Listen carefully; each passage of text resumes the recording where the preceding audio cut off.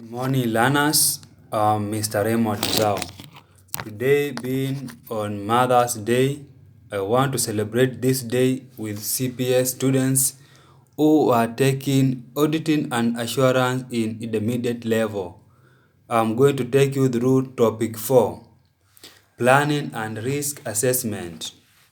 The contents in that chapter, we have obtaining, accepting, and retention of an audit engagement, matters to consider before and after acceptance of nomination, preconditions of an audit, engagement letter, procedure of sending the letter, purposes and contents of the letter, circumstances for revision of the engagement letter. So we are going to start with matters to consider and procedures to perform before accepting the appointment. This question was tested in September 2015 and it has been tested in other sittings. So when an auditor has been given the work by the company, there are some matters which he or she must consider, and the following are the matters. The auditor should consider whether the audit firm has sufficient resources to service the client's need. Auditor should ensure that he or she is not disqualified on any legal grounds. The auditor should also consider the technical capacity to do the work, consider the availability of the staff to do the work, ensure there is no conflict of interest, consider the management integrity, and also find out why the previous auditors were removed. Can still add other point and say that the auditor should consider the reporting deadline and seek the permission from the clients to communicate with the predecessor auditor. Under this topic, there is another question which is highly tested, and it was tested in December 2012, question 3B. It reads like this: why it would be inappropriate to commence the audit before concluding on the procedures above. And the procedures above are the matters to consider and procedures to perform before accepting the appointment. And we have the following points here. It would be impractical to start with a few or incompetent staff, as this will affect the efficiency of the audit and cause disagreement with the client. Point 2. Ethical matters are important to safeguard the auditor's independence. Point 3. Ethical matters such as conflict of interest are important to avoid reprimand by professional bodies. Point 4. To avoid negligence problems that may arise. Point 5. To avoid disagreement with the auditors. Then we move to another question which is also tested by the examiners. Importance of successor auditors communicating with the predecessor auditors. This question has been tested in many sittings, and I'm going to give students the solutions. First, I'm going to share 10 points. Point 1, to determine the level of cooperation expected from the client, to obtain evidence related to ICS, internal control systems, to obtain information about actual or suspected frauds, to assess the level of risk involved, to obtain working papers. Working papers are contained in another chapter titled Audit Documentations, which I will be taking you through in the next class. Then we have to obtain preliminary information about management integrity and also to obtain preliminary background knowledge about the client. Then we move to another area which is highly examinable: procedures after accepting the appointment. We have 4 points, and point 1 going to say to ensure that your appointment is valid by reviewing a copy of shareholders' resolutions, to ensure that the removal of predecessor auditor is valid by reviewing a copy of shareholders' resolutions. Point 3. Draft and sign the engagement letter and request the client to acknowledge receipt of the letter and to agree with the terms therein by signing the letter. Point 4. Ensure the preconditions of the audit are present. And this point, we have the preconditions, and the examiner has tested the preconditions.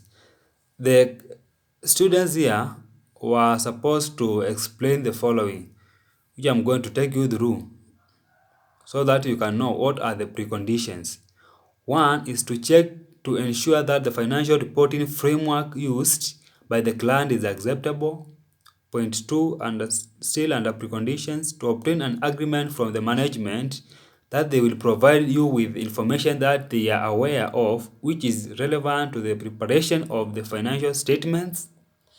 To obtain an agreement from the management that will provide you with any other additional information that you may require for the audit. Another point, to obtain an agreement from the management that will provide you with the draft accounts on time to enable you to complete the audit within the agreed timeline. Another point, to obtain an agreement from the management that will give unrestricted access to all persons within the entity from whom you may wish to gather audit evidence. The last point, to obtain an acknowledgement from the management that it understands its responsibility of preparing financial statements in line with the identified financial reporting framework. So those are the preconditions, and the examiner has tested that point. Then we move to the engagement letter.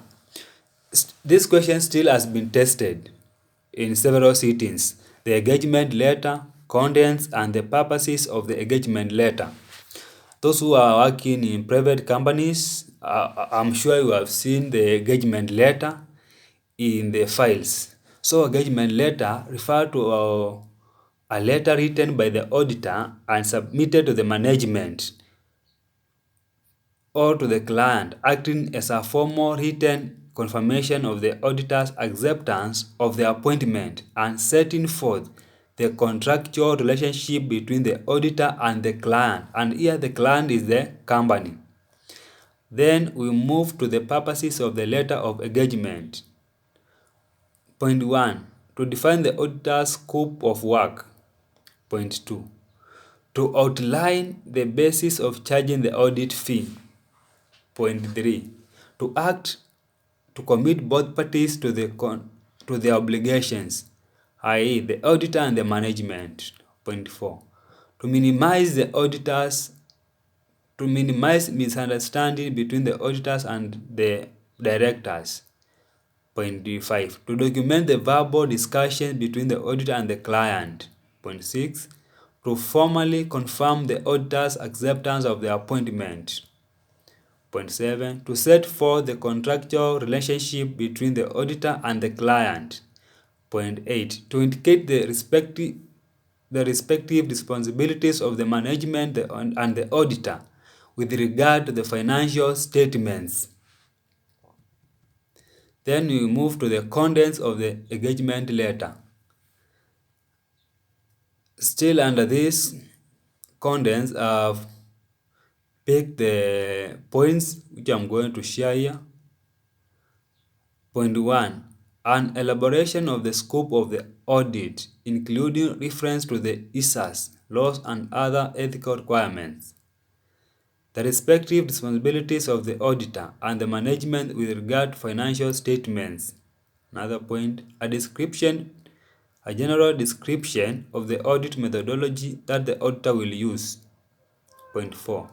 An expectation that the auditor will provide management letter.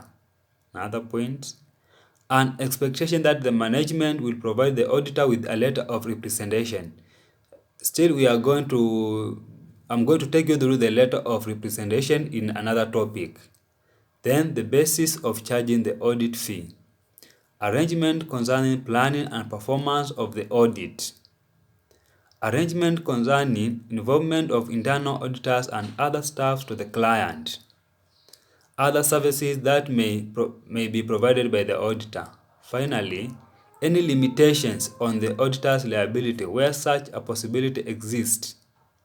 And then we move to the revision of the engagement letter. Reasons why would be necessary for the review of the engagement letter. Still, this question is highly tested, and I'm going to give you 5 points.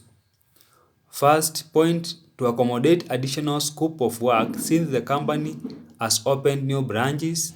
Point 2, to ensure that any misunderstanding are clarified. Point 3, to redefine the auditor's scope of work and responsibilities arising from the changes. Another point, to remind the client of their responsibilities with respect to financial statements. Another point, to accommodate any changes in the applicable laws and regulations. Another point, to revise the basis of charging the audit fee due to the increase in the size of the entity. And finally, to capture the possibility of internal auditors if previous not involved in the audit. So we have come to the end of that small topic. Let's meet in the afternoon so that I can update another topic here, which will be topic 3, and it is under legal and professional framework, whereby we'll talk about the auditors, their appointment, dismissal, basic fundamental principles, and auditors' independence, threats to independence. So I wish you nice Sunday service. Those who are going to the church, we pray for our mothers because today is their day. Bye bye. Let's meet in the afternoon. Still, those who are in auditing, you can refer to my notes in Introduction to Auditing and Assurance. It's a good book written by Dr. Lucy Wamogo Mwangi, PhD, and Dr. Stephen M. Mwathe, PhD. I think that is the best book which can help students as they prepare for the August sitting. Bye bye.